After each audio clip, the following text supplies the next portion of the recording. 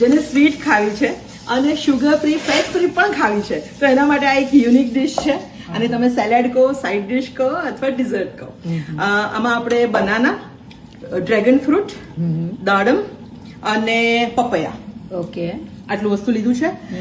સ્લાઇસ્ડ almond થોડો નટી crunch માટે નાખ્યું છે. અને એના ડ્રેસિંગમાં આપણે ચીકુનો પલ્પ લીધો છે. અને એ ચીકુ પલ્પમાં કઈ છે કે નથિંગ? બસ ચીકુને આપણે એની સ્કિન કાઢી અને એને ક્રશ કરી લીધું છે, કંઈ પણ વસ્તુ નાખ્યા વગર. અને આ એક સિક્રેટ ઇન્ગ્રેડિયન્ટ છે, કારણ કે આ ચીકુ આમાં દેખાતા નથી પણ એનો ટેસ્ટ બહુ જ એક્સલન્ટ આવે છે અને આ ડીશને બહુ જ ટેસ્ટી અને સ્વીટ બનાવે છે. એટલે તમે સ્વીટ ડિશ ખાવાના શોખીન હોવ અને શુગર ફ્રી ખાવા માંગતા હોય તો એના માટે આ બહુ જ પરફેક્ટ છે. દાડમના દાણા પણ નાખ્યા છે.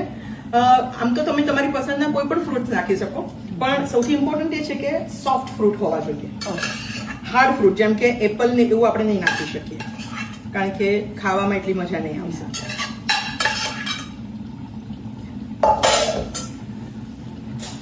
હવે ફાઇનલ ડેકોરેશન થાય છે એનું.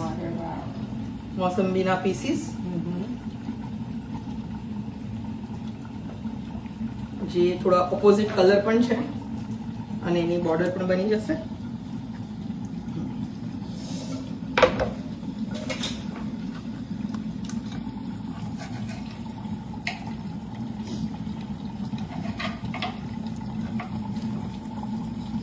આમ તમારે ઉષ્માના ક્લાસીસ કરવા હોય તો લાઈન લાગે કેટલા દિવસ પછી.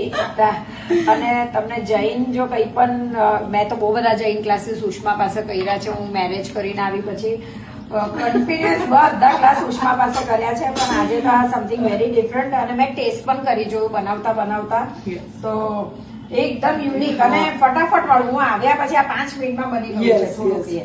અને સૌથી ઇમ્પોર્ટન્ટ એ છે કે જયારે આપણે કોઈને કોઈ ડિશ સર્વ કરીએ અને એ લોકો ઇન્ગ્રેડિયન્ટ ગેસ નહીં કરી શકે, એમાં બહુ મજા આવે. તો આમાં જે ચીકુનો પલ્પ છે મને નથી લાગતું કે કોઈ ગેસ કરી શકે. Secret ingredient.